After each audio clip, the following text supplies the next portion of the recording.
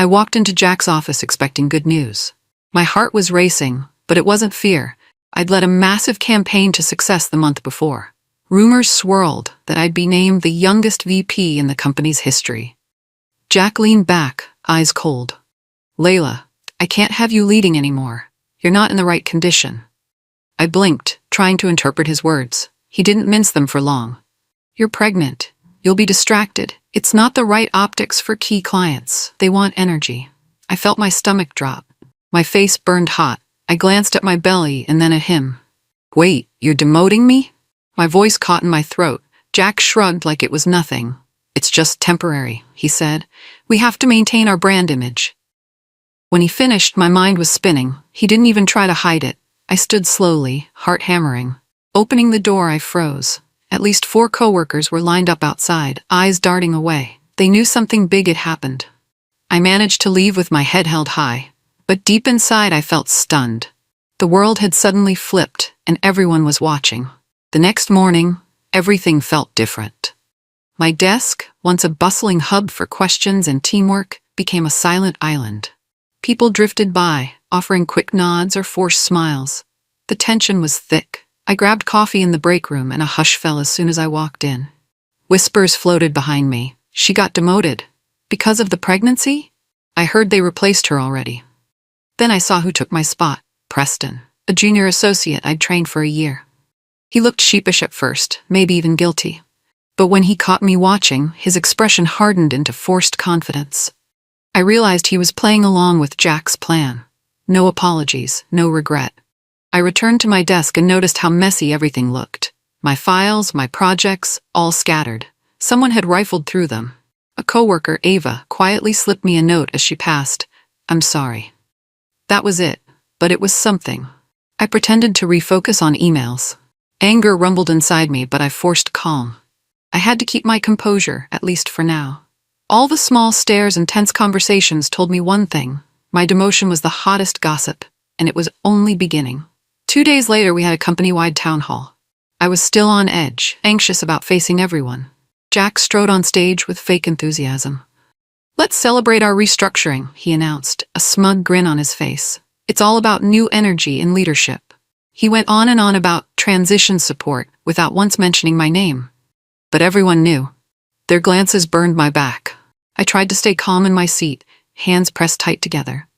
Then he praised our team champions for doubling a client's revenue. That was my project. My plan, my sleepless nights. I waited for him to acknowledge me, but no, he never said Layla. He was erasing me in front of everyone, highlighting Preston as the driving force behind the success. Inside, my heart sank. Embarrassment bloomed into anger. I felt tears threaten, but I held them back. I wouldn't give him the satisfaction of seeing me break. At the end of his speech, the applause was polite, nothing more. A pit formed in my stomach. This was a systematic effort to push me aside, and I knew I had to keep my emotions in check because something bigger was brewing. The humiliation was real, but so was my determination. A week passed, and I tried to ignore the office chatter. I immersed myself in leftover tasks, hoping for normalcy. Then I saw Preston's LinkedIn post, beaming with photos from a fancy client dinner the night before. The usual suspects were there. Jack, the executives, and the biggest client, Monica Cho. Monica and I had built that account from scratch. She was hands-on, but she trusted me completely. I felt a lump in my throat. I wasn't just sidelined, I was purposefully excluded. On the post, Preston wrote, "Amazing dinner with our top client, Monica Cho. Grateful for the opportunity." My vision blurred with anger. If it weren't for me, he wouldn't even know Monica. She'd always made it clear that I should attend any major meeting or dinner. That was her rule. I checked my email inbox. No invitation, no heads up. Then a memory flashed. Monica had once said to me, "I want you in every meeting, no matter what." Something was wrong. I felt sick. Jack's plan to remove me was in full swing, and they'd intentionally cut me out of the company's most important event. The day dragged on, but tension crackled inside me. This wasn't just a demotion. It was a total erasure. Late that afternoon, my phone buzzed. It was a direct message from Monica on LinkedIn. "Hey, Layla. Why weren't you at the dinner last night? Everything okay?" I stared at my screen, heart pounding. I could sense her concern. Monica wasn't just a client. She was someone who respected me, who'd trusted me for years. It hurt to be excluded from the dinner she specifically asked me to attend. I hesitated, fingers hovering over the keyboard. Should I tell her the truth? Finally, I typed, "Ask your vendor." It felt cryptic, but I couldn't risk saying more. Not yet. I hit send, expecting a quick response, but nothing came. Minutes stretched into an hour, then 2. My nerves buzzed. I wanted to explain everything, but it wasn't safe to lay it all out over a quick DM. Not when I was still inside Jack's domain. Her silence weighed on me, yet it also sparked hope. Monica was direct. If something bothered her, she addressed it, and if she was pressing Jack for answers, that might be my chance. Even though I had no clue what she'd do, I felt a twinge of possibility flicker in my chest. Maybe I wasn't alone in this fight. In the days after Monica messaged me, the company seemed to shift gears. Jack started rewriting our internal protocols. Everything from client communication to project approvals now had to run through him or Preston. I watched helplessly as my past initiatives were rebranded, like they'd never been mine. A slideshow I'd created for a potential sponsor was suddenly redone, with my name replaced by team management. One morning, Ava, the coworker who'd given me the note, whispered that the rumor mill said I'd be out within weeks. "They're setting you up to be forgotten," she warned. Her face showed genuine worry. "They want no trace of your contributions." A nervous chill spread through me. It felt like a staged takedown, each step carefully orchestrated by Jack. The more I observed, the more I realized how thorough he was. He was dismantling my role, piece by piece, and grooming Preston to take full credit for every success I'd built. That evening, before I left, I noticed my desk drawers were slightly open. Again, my files rummaged through. Fear and anger mixed like a bitter taste in my mouth. But I was too angry to back down. They wanted me gone? I'd give them something to remember first. I tried keeping it together, tried to be professional. But one evening, after staying late to tidy up some leftover projects, I walked to my car and suddenly couldn't breathe. My chest felt heavy, my eyes blurred. I sank into the driver's seat and locked the door. Tears poured out, and I gripped the steering wheel. It wasn't just about a job or a title. It was about my dignity. I'd given a decade of my life to this company, sacrificed weekends, birthdays, and holidays. And now, I was tossed aside like damaged goods because I was pregnant. Memories flooded me. The late nights pushing through marketing proposals, the times I fixed Jack's mistakes while he took all the credit. The unfairness crushed me. My baby kicked, maybe sensing my stress, and that only sharpened the pain. I wiped my tears, realizing I couldn't let them break me. This was betrayal, yes, but I had options. I wasn't powerless. Slowly, I turned on the ignition. The headlights illuminated the dark parking lot, reflecting my determination. Enough was enough. Driving home, I let the anger fuel my thoughts. I would find a way to fight back, to protect my baby's future and my own. This wasn't over. The next morning, I woke up early, memories still haunting me. I recalled my earliest days at the firm, a timid 21-year-old intern fresh from college, thrilled by the chance to work with a rising marketing company. My mentor back then was a seasoned strategist who encouraged me to dream big. Over the years, I proved myself at every opportunity. I took on crisis projects, rebranded failing accounts, and even traveled cross-country to patch up broken client relationships. Those were brutal weeks, endless flights and hotel rooms, but I loved the rush of solving problems. When Jack stepped in as CEO, he saw my potential. So I thought. He gave me more responsibilities. I fixed his sloppy pitches, reorganized chaotic budgets, and boosted the company's profit margins. Each success felt like a step closer to a deserved seat at the big table. The memory of Jack smiling at my wedding, congratulating me on balancing it all, now felt like a lie. He only valued me when I could give him something. The second I needed any grace, like the right to be pregnant, he turned on me. I pushed away the heartbreak, focusing instead on the truth. My rise was earned. My strength was real. And he couldn't erase that. That day at the office, I decided to do more than just hold my ground. I started documenting everything. Every email from Jack, every casual comment, every meeting note, saved on a private drive. I wanted a record of how I'd been treated. I backed up my original project files, the ones that proved my leadership. Dates, drafts, final versions. I kept it all. Nobody would steal my achievements and rewrite history if I could help it. If they planned on erasing my name, I'd make sure I had the receipts. I also started a personal log. Times, dates, remarks, even body language. It felt oddly empowering, like I was preparing for a grand showdown. My mind raced with possibilities of legal action or at least public exposure. A few colleagues noticed me working meticulously at my desk. One even asked, "You preparing for a new campaign?" I just smiled, kept it vague. I was done oversharing. The day ended quietly. I left with a stack of digital evidence in my locked flash drive. In my heart, I felt a small spark of hope. Maybe I couldn't stop what Jack had already done, but I could build a solid path toward my own brand of justice. Word must have reached Jack that I wasn't going to roll over. I got called into HR first thing the next morning. Natasha, the head of HR, placed a fresh stack of papers in front of me. "Layla, we need you to sign these updated terms of employment," she said in a too-sweet tone. I skimmed the pages. They'd included a new NDA clause that basically gagged me from discussing anything about my demotion, the office environment, or internal restructuring with anyone, client or otherwise. I set the documents aside, meeting Natasha's gaze. "What happens if I don't sign?" She hesitated, then feigned a gentle smile.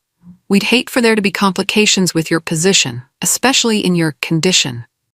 That last word stung. Condition. Like my pregnancy was a disease, not a celebration. I inhaled. Sharply. "I'm not signing anything," I told her. A flicker of fear crossed her eyes, but she quickly masked it. Jack must have been watching from somewhere because an hour later, he cornered me in his office. "You're ungrateful," he snarled. "I've supported you for years. Now you're making this difficult?" I stood firm, heart pounding. I refused to bend, and I knew he'd only escalate from here. The following week, I came into the office to find a small, unmarked envelope on my desk. No note, no name, just a plain USB stick inside. Nerves jolted through me. Who sent this? Was it some kind of trick from Jack to scare me? I slipped it into my laptop, headphones in, and opened the single audio file. My eyes went wide as I listened. It was a recording of Jack speaking in a closed executive session. His voice was unmistakable, the arrogance all too familiar. "Layla's pregnant. She's a PR risk," he said, laughing. "Clients want fresh faces, not someone waddling around, risking a meltdown." My stomach clenched. His words cut deeper than anything I'd imagined. There were muffled voices of other execs in the background, some even chuckling in agreement. It confirmed everything I suspected about how he truly saw me. After the file ended, I pulled the USB out, hands shaking. Whoever sent this to me was taking a huge risk, but they must have believed I'd use it wisely. I locked the recording away, labeled it insurance, and stored it in my personal stash. I wasn't sure what my next move was, but I knew one thing. Now, I had proof. With the recording safely stored, I felt a shift in my confidence. Jack believed I was cornered, but he had no idea I was quietly gathering ammunition.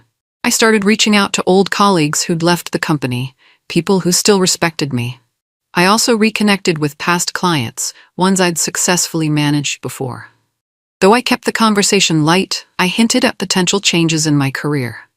The responses were overwhelmingly supportive. Some asked if I was planning to move on. Others promised they'd follow me if I ever launched something of my own. Meanwhile, I watched Jack parade Preston around as the new face of the firm. Their leadership updates went out to every department, highlighting exciting changes. But behind the scenes, I heard rumblings of discontent. Staff noticed how abrupt and fishy the shifts were. Ava discreetly let me know that HR was rummaging through my historical files. They wanted to see if they could tarnish my record. Luckily, I'd already secured everything that mattered. Each day, I pretended to be just another demoted staffer. But inside, I was a silent storm. I had the email logs, the audio recording, and a network of supporters. If Jack thought he'd won, he was about to be blindsided. I woke up one morning to an article in Forbes about the brilliant new strategies saving the company millions of dollars. I recognized every highlight. It was my big project from last quarter, the one I'd poured my soul into. Yet the article credited Preston as the mastermind, with Jack providing visionary leadership. I felt a strange sense of calm as I read it. Part of me wanted to scream, but another part just smiled. It was so blatant, so outrageous, that it crossed a line. If Jack thought publicly erasing me was smart, he was underestimating my patience. I saved the article, adding it to my growing folder of evidence.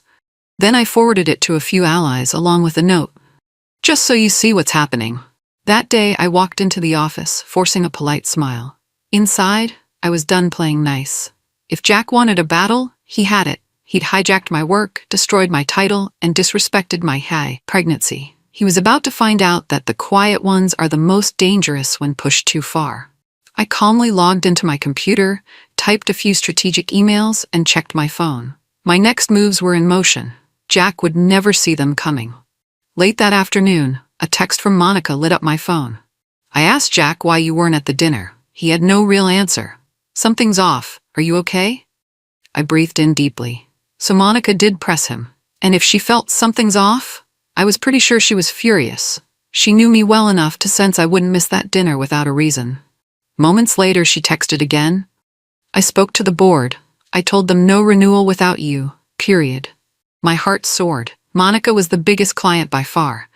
Nearly 40% of the firm's revenue. A renewal from her meant major stability. Jack banked on that every quarter. I stared at the messages, stunned. She was standing up for me. I quickly typed back, "Thank you, but be careful. Jack is unpredictable." She replied with one word, "Handled." If Monica followed through, Jack's entire empire would quake. I felt my adrenaline spike. This was it, the break I needed. Someone with real power had spoken up for me. And once the main client threatened to walk, no fancy executive spin would cover up the truth. Jack was about to learn the cost of underestimating a pregnant strategist and an angry client. The next morning, the office buzzed with anxiety. Whispers about an urgent executive meeting circulated. I slipped into an empty conference room and opened a covert Zoom link that Ava had set up. The meeting ID was posted on the screen. My heart raced. This was my shot to see behind the curtain. On screen, I watched Jack pacing, phone in hand. His face was flushed, voice tense. Other executives sat around the table, eyes darting nervously. One of them spoke up. "What happens if Monica pulls out? She's 38% of our revenue." Another chimed in. "There's no plan B. We lose her. We lose everything." Jack slammed a folder on the table, cursing under his breath. "We need to fix this. Monica is threatening to cut us if we don't bring Layla back."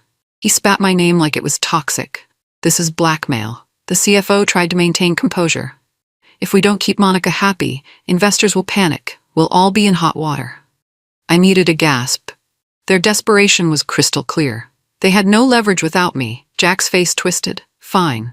We offer Layla her old role back. Maybe even better. Just fix this quietly." I ended the Zoom call, heart hammering. I knew my next move. They'd come groveling. And I'd decide if I'd even let them. Sure enough, Jack summoned me to his office that afternoon. He tried on a friendly smile, but it wobbled. "Layla, I've been thinking," he began, leaning back in his chair. "You've always been an asset here. How about we restore your title and get you back on track? No hard feelings." I blinked, keeping my face neutral. He shifted uncomfortably. "We can handle the details. Back pay, a bigger team. We just want you to feel valued." His voice dripped with forced sincerity. I knew he was desperate, but part of me wanted to throw his offer in his face. I took a breath. "I appreciate the apology," I said, "but I'm not coming back. I'm moving forward." His jaw tightened. The moment was tense, like he couldn't believe I'd refuse him. He tried one last angle. "Come on, Layla, be reasonable. Monica's demanding it. Let's not burn bridges over personal feelings." I stared him down. "I'm not acting on emotion. You did that when you demoted me for being pregnant." Then I stood, calmly gathering my stuff. "I'm done here." He watched me leave, fury etched across his face. I could practically feel his world cracking. And for the first time in weeks, I felt free. The next morning, I walked into the senior team meeting with confidence. Jack was there, along with the CFO, Preston, and a few other executives. Tension rippled through the room as I handed over my formal resignation letter. Then I clicked send on an email I drafted to the entire senior management and attached the actual portfolio of my work. Every major project success was included, with timestamps, emails, and verifiable data. At the end, I wrote a brief note. "Thank you to Monica and all the clients who trusted me. I'm proud of the real wins we created together. I've decided to pursue new opportunities that respect my work and my upcoming journey into motherhood. Layla Torres." I walked out without a word. Almost immediately, my phone buzzed with LinkedIn notifications. People were already resharing my post. "This is gold," one comment read. Another, "Respect for speaking truth." The post exploded with likes and supportive comments from other women in business. Jack stumbled out of the meeting room, face twisted with shock. I could see the fear in his eyes. My final act here was public, transparent, and all on record. Let him spin it however he wanted. The facts were now out there, and the world was watching. By noon, the company was in chaos. Monica officially announced she would not renew her contract, citing misalignment with company values. Within hours, 2 other clients followed suit, referencing leadership concerns in their public statements. Online, the story caught fire. The USB recording, somehow leaked anonymously, was shared across social media. People were outraged by how Jack mocked my pregnancy, calling me a PR risk. Comments raged with disgust at the blatant discrimination. Inside the firm, staff morale hit rock bottom. Jack's carefully polished image shattered. Investors demanded crisis meetings. Even lower-level employees shared stories of being bullied or undervalued. News outlets sniffed around, looking for interviews. I stayed quiet for now, letting the facts speak for themselves. Meanwhile, calls and texts from ex-colleagues poured in, full of support and apologies. Some admitted they wished they'd backed me up sooner. The avalanche was unstoppable. By the end of the day, I heard whispers that the board was launching an internal probe. HR's head, Natasha, resigned, citing stress and health reasons. Everyone knew the real reason. She'd been complicit. I watched it all unfold from home, where I could finally breathe. A new sense of peace filled me. Jack's empire was crumbling, and he had only himself to blame. The board's investigation escalated quickly. Leaked emails revealed Jack had personally instructed HR to push me out. Internal documents showed he'd strategized how to minimize Layla's presence. Investors, seeing the negative press and loss of major contracts, demanded immediate action. Jack tried damage control with vague apologies, but the evidence was damning. Public opinion had already turned. Employees started posting anonymous stories about sexist remarks, secret firings, and toxic leadership. It was bigger than me now. It was a full-blown corporate scandal. Amid this chaos, I received a few messages from board members. They regretted the situation, hoping I'd be open to returning. I politely declined. I wanted no part in rebuilding a place that destroyed its own people. Meanwhile, Jack's personal brand fell apart. He'd once boasted about championing diversity. Now the media called him out for hypocritical leadership. He faced daily social media backlash, from angry mothers to business leaders. His investors publicly questioned his ability to run the firm. The name Jack Ripley became synonymous with pregnancy discrimination overnight. And through it all, I stayed calm, focusing on my next steps. The fight wasn't about petty revenge. It was about establishing what was right and building something far better for my future. During the chaos, I quietly began piecing together my own venture. It started with a simple LLC registration under Taurus & Co. I pulled together a loose business plan, focusing on ethical marketing strategies and a flexible work environment. Exactly the opposite of Jack's toxic domain. In the days after my resignation, I got messages from former coworkers. "Need a new place to work? We have some savings. Can we help you build something better?" Their trust surprised me. I realized I wasn't alone in craving a healthier work culture. I also reached out to friends in the industry. Their responses were enthusiastic. "We'd love to partner with you. I have a client in mind who hates corporate nonsense, and sign me up when you launch." As the dust settled, I met quietly with potential collaborators in coffee shops, drafting proposals, exchanging ideas. The energy was electric, fueled by a shared vision of respect and fairness. I kept everything low-key, not wanting to provoke Jack.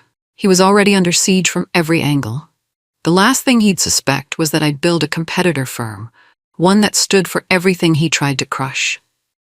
Piece by piece, my new chapter took shape.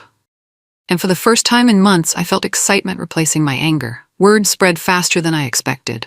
A week after forming Taurus & Co., I received my first inquiry from a small but promising startup. They'd read about the scandal and wanted a marketing strategy from the pregnant woman who outsmarted a corporation, as they joked. I knew the real gold mine was in bigger clients, though. And I didn't plan on sabotage. I just made my services known. If companies wanted ethical leadership, if they wanted real results without the drama, I was ready. Some of Jack's mid-level clients started sniffing around. They'd say, "Hey, is it true you've launched your own firm?" Or, "We'd love to see your rates." I answered politely, never openly luring them away. But my track record spoke for itself. In the office halls I once walked, rumors swirled that I was poaching major accounts. Jack seethed, but he had no evidence of wrongdoing. I simply presented an honest alternative, and clients came knocking. Each new inquiry reminded me of my worth. I didn't need underhanded tactics. Clients wanted genuine partnership, and they recognized my brand for what it was. A real solution, led by someone who knew how to fight for her values. Then came the email that sealed everything. Monica Cho's official request for proposal. Simple, direct. "Layla, I'd like Torres & Co. to handle my account. Let's talk specifics." When I read those words, I nearly cried with relief. Monica was no small-time client. She was massive. She'd been with my old firm for years, my main success story. Now, she was choosing me as her partner. I quickly arranged a video call. Monica's face lit up when she saw me. "I told your former boss I wouldn't renew without you," she said, smiling. "You created this success. I want the real deal." We talked details, hammered out a fair agreement. She insisted on flexible hours, understanding I'd be juggling a newborn in a few months. I agreed and promised her top-notch work. We laughed about how all this drama would make for an interesting client story in the future. Once the contract was signed, Monica posted on her LinkedIn, "Thrilled to partner with Torres & Co. for our upcoming campaigns." She tagged me, and social media buzzed. That was it. The official statement that set the industry on fire. Jack read it, I'm sure. The face he must have made? Priceless. A day after Monica's announcement, I got a late-night text from a friend. "You need to see this TikTok." A link followed. My curiosity piqued. I clicked. It showed Jack in a crowded cafe, yelling at his assistant. The shaky phone camera captured every word. "What do you mean we lost another client?" he bellowed, face red, coffee cup shaking in his hand. "I can't fix this if people keep jumping ship." Customers gawked, and the person filming wrote a caption, "Isn't that the CEO who demoted a pregnant exec?" Comments flooded in. "Karma, he's losing it. That's what discrimination gets you." My heart pounded with a strange mixture of satisfaction and pity. I never wanted him destroyed. I just wanted respect and fairness. But he'd brought this on himself. The video went viral within hours, exposing Jack as not just a sexist CEO but a toxic leader unraveling publicly. Even the local news picked it up. The firm's stock prices dipped and more employees quit. Watching Jack crumble felt surreal, but I reminded myself I wasn't celebrating his downfall. I was celebrating the justice behind it, and it reminded me why I fought back in the first place. 2 days later, I checked my inbox and found an email from Jack. Subject line, "Urgent, can we talk?" The message itself was dripping with desperation. "Layla, I think we both acted emotionally. Let's have a conversation about how we can move forward. The situation has spiraled too far. We can come to an arrangement, personally or professionally. Let's be reasonable." I stared at the screen, my anger flaring momentarily, but then a sense of calm washed over me. I clicked reply, taking a breath before typing. "Jack, I didn't act emotionally. You did. I just acted. The time for negotiation has passed. I wish you the best as you deal with the consequences." Layla, I hit send, my heartbeat steady. I felt no fear, only closure. This was the final boundary I needed to set. Jack had tried to trap me in a corner, degrade me, and then rewrite history. Now he wanted to salvage his empire using the same person he cast aside? No thanks. I shut my laptop, a faint smile curling at my lips. Whatever chaos he faced next was no longer my concern. 3 weeks later, I stood on stage at a Women in Business conference. My baby bump was visible beneath my tailored dress, and for once I felt no shame, only pride. The room was packed with aspiring entrepreneurs, corporate leaders, and allies of workplace equity. Monica sat in the front row, smiling. The spotlight felt warm. I took a breath and began. I never thought I'd be speaking at a conference about empowerment, but life has a way of forcing us to stand up for what's right. I shared my journey, briefly, directly. No self-pity, just facts and lessons. I described how leadership was about lifting others, not tearing them down. how pregnancy wasn't a weakness, but a powerful motivator, and how quiet strength can sometimes speak louder than any title. I ended with a simple statement. Never let someone reduce your value because they fear your power. You owe it to yourself and those who look up to you to keep shining. Applause thundered. People stood, cheering, tears in a few eyes. Monica clapped the loudest, glowing with pride. Walking off stage, I felt a deep sense of peace. The man who tried to break me was gone from my life, and I stood tall, ready for whatever came next, having fought and won my own war for justice.